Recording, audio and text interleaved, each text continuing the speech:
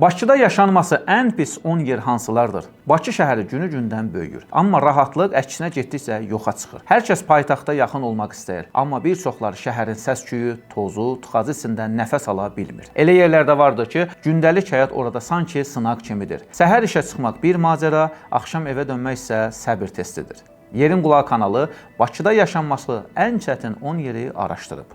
Videomuza keçməzdən öncə kanala abunə olmağı unutmayın. Sizin dəstəyiniz bizim üçün önəmlidir. Bu ərazilərdə problem eyni deyil. Bəzisində tıxac, bəzisində infrastruktur, bəzisində sakitlik yoxluğu. Amma hamısında bir ortaq cəhət var. Bu yerlərdə yaşamaq üçün dözüm lazımdır. Budur, Bakıda yaşanması ən pis 10 ərazi. 10-cu yerdə Xırdalan gəlir. Xırdalan bir vaxtlar Bakıdan kənarda sakit bir şəhərcik idi. Amma indi paytaxtla birləşib sıx yaşayış məntəqəsinə çevrilib. Əhalisi 200 mindən çoxdur. Burada ən böyük problem tıxacdır. Səhər Bakı istiqamətinə çıxmaq, axşam geri dönmək bəzən 2-3 saatdan çox vaxt çəkir. Təsəvvür edin, Xırdalandan Bakıya qədər məsafə 5 kilometrdir. Çox qısa məsafədir. Normal vəziyyətdə 10 dəqiqəlik yoldur. Ancaq insanlar bu yolu 2 saata, bəzən daha çox vaxta gedib çatırlar. Yeni binalar çoxdur, amma planlaşdırma zəifdir. Yollar dar, park yerləri az. Həyətlər bəzən tikililərin arasında itir. Əyləncə və istirahət məkanları azdır. İnsanların çoxu yenə də iş və əyləncə üçün Bakıya gəlir. 9-cu yer Masazır. Masazır son illərdə çoxlu yeni yaşayış kompleksləri ilə dolub. Amma bu artımla birlikdə kommunal və yol problemləri də artıb. Ən böyük narazılıq su və qaz təchizatı, həm də daimi tıxaclardır. Yollar dar, evlər sıx, bəzən elə olur ki, bir küçədən çıxmaq üçün 10-15 dəqiqə vaxt sərf olunur. Ətrafda böyük park və ictimai sahə azdır.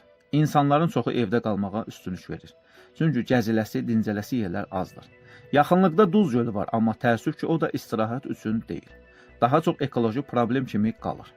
Masazır eyni adlı gölün sahilində yerləşir. Kənd Bakıdan 16 kilometr aralıda yerləşir. Əhali sayı 150 min nəfər ətrafında dəyişir.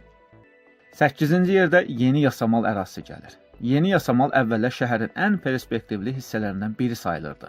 Amma tikinti bumundan sonra bura sıxlıq və xaos mərkəzinə çevrilib. Yollar dar, binalar bir-birinə çox yaxındır. Hər həyatda onlarla maşın, az park yeri, bol səs və stres.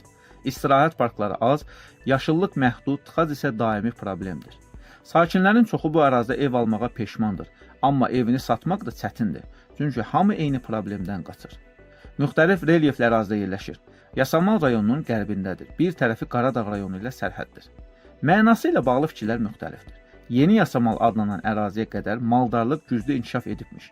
Bir-birindən soruşurmuşlar ki, hara gedirsən? O biri də cavab vermiş ki, yasamal almağa gedirəm. Elə həmin yasamal almaq ifadəsindən yasamal sözü yaranıb. Sizcə bəs mənası nədir? 7-ci yer 28 may. 28 may Bakının mərkəzi ərazilərindən hesab olunur. Hər cür infrastruktur var, ancaq problemi böyükdür. Tıxac və sıxlıq. Mərkəzdə yerləşməsinə baxmayaraq 28 may Bakıda ən səs-küylü, izdihamlı ərazilərdən biridir. Burada yaşamaq o deməkdir ki, gecə saat 12-də belə küçədən səs gələcək. Avtomobil sıxlığı, daimi tıxac, park yeri problemi və havanın çəkili olması buranı gündəlik həyat üçün çətinləşdirir. Bütün narahatlıqlar əldən çıxmır. Mağazalar, restoranlar, metro yaxınlığı var, amma sakitlik və nəfəs almaq üçün yer yoxdur. 6-cı yerdə Şamaxınka, yəni Alatav ərazisi gəlir. Şamaxınka ərazisi çoxdan Bakı tıxaclarının simvoluna çevrilib. Hər gün səhər və axşam saatlarında burada kilometrlərlə maşın sırası olur. Ərazidə çoxlu köhnə binalar, dar yollar və ağır nəqliyyat axını var. Toz, səs və daimi hərəkət burada yaşayanları yorur. Park və istirahət zonaları az, əyləncə və sosial həyat üçün də zəif inkişaf yerləri var.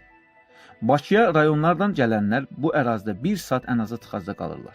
Təsəvvür edin, Şamaxıdan Bakıya 1 saatdırsa, elə Şamaxınkadan da Bakı ərazisindən 1 saata satırsan. Halbuki yol normal olarsa 2-3 dəqiqəlik yoldur. 5-ci yer kənd Binə. Binə ərazisinə görə Bakının Maşdağadan sonra ən böyük ikinci qəsəbəsidir. Binə kəndi hava limanına yaxın olsa da şəhər həyatından uzaqdır. Bəzi hissələrdə su, işıq və kanalizasiya ilə bağlı çətinliklər hələ də qalır. Kənddə yollar dar, asfalt örtüyü natamam, ictimai nəqliyyat çox məhduddur. Park, uşaq meydançası ya da normal istirahət zonası demək olar ki, yoxdur. Bəzi yerlərdə kənd həyatı havası qalır, amma müasir şərait baxımından orada yaşamaq hər kəs üçün rahat deyil. 4-cü yerdə Koroğlu metrosu ətrafı gəlir. Bura Bakının nəqliyyat mərkəzlərindən biridir. Metro, aeroport yolunun başlanğıcı, Bakı Olimpiya stadionu, Koroğlu parkı, Koroğlu körpüsü. Hamısı bir yerdə. Amma bu qədər hərəkət olan yerdə sakitlik tapmaq demək olar ki, mümkün deyil. Gecə də maşın axını dayanmaz, səhər isə sanki bütün şəhər buradan keçir. Ətrafda çoxlu ticarət mərkəzləri, ofislər, avtosalonlar və sənaye sahələri var. Amma yaşayış infrastruktur çox zəifdir. Parklar, uşaq meydançaları, piyada yolları azdır. Yayda istilik, qışda külək burada öz təsirini 2 qat göstərir. Toz, səs və tıxac bu ərazinin gündəlik mənzərəsidir. Bəziləri üçün bu yer işə yaxın baxımdan ideal ola bilər, amma yaşayış üçün atmosferi yoxdur. Üçüncü yer Müşfiqabad. Müşfiqabad adını şair Mikail Müşfiqdən alıb, amma təəssüf ki, şairin ruhuna yaraşan sakit və gözəllik burada çox azdır. Ərazi paytaxtın kənarında Qaradağ rayonunun bir hissəsinə yerləşir. Son illərdə burada çoxlu özəl evlər və kiçik binalar tikilib. Amma əsas problem infrastrukturun geridə qalmasıdır. Yolların vəziyyəti bərbad, toz və palçıq ilin yarısına sakinlərin əsas şikayətidir. Yağış yağanda küçələr palçıqlı gölməçəyə çevrilir. Yayda isə toz buldu insanı nəfəs almaqdan bezdirir. Nəqliyyat problemi isə ayrıca dərddir. 20 yanvar istiqamətdə getmək üçün bəzən avtobus gözləmək yarım saat 45 dəqiqə çəkir. Şəhərə gəlmək isə ayrı bir dərd. Əvəzində kirayə qiymətləri və torpaq sahələri ucuzdur. Ona görə də bura çoxları üçün keçid məntəqəsi rolunu oynayır. Şəhərə yaxın, amma şəhərin rahatlığından uzaq. İkinci yerdə Binəqədi rayonu gəlir. Binəqədi Bakının ən böyük rayonlarından biridir. Amma burada rahat yaşamaq hər küçədə mümkün deyil. Rayon həm köhnə yaşayış massivlərini, həm də son illərdə tikilmiş yeni kompleksləri birləşdirir. Amma bu qarışıqlıq nəqliyyat və planlaşdırma baxımından xaos yaradıb. Bəzi hissələrdə yollar çox dardır. Yağış yağanda su yığılır, kanalizasiya problemi illərdir qalır. Ən böyük sıxlıq Binəqədi şossesi və Biləcəri istiqamətində müşahidə olunur. İşə gedənlər hər səhər uzun tıxacda qalır, avtobuslar dolu olur. Dayanacaqlar isə azdır. Rayonun bəzi hissələri, məsələn, Köhnə Binəqədi və 6-cı mikrorayon daha çox sənaye və sıx yaşayış ərazisidir.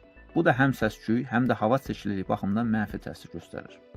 Və birinci yer, Bakının ən sıxlıq tıxac olan ərazisi 20 yanvar.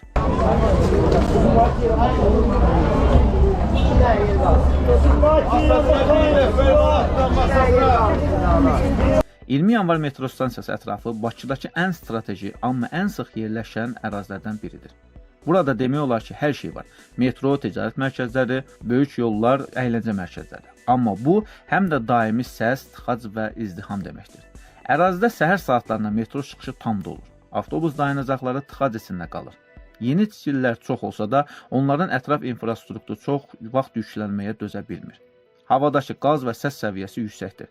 Küçələrdə park yeri tapmaq çox çətindir. Burada yaşamaq şəhərin içində olmaq deməkdir. Amma rahatlıq hissi azdır. Bəzilər üçün bu ərazi həyatın mərkəzidir, digərlər üçün isə sadəcə səbir sınağı. Əslində bu siyahı tənqid deyil, sadəcə reallıqdır. Çünki Bakı gözəl şəhərdir, amma rahat yaşamaq üçün düzgün yer seçmək ən vacib addımdır. Videomuzu bəyəndinizsə kanala abunə olmağı və rəy yazmağı unutmayın.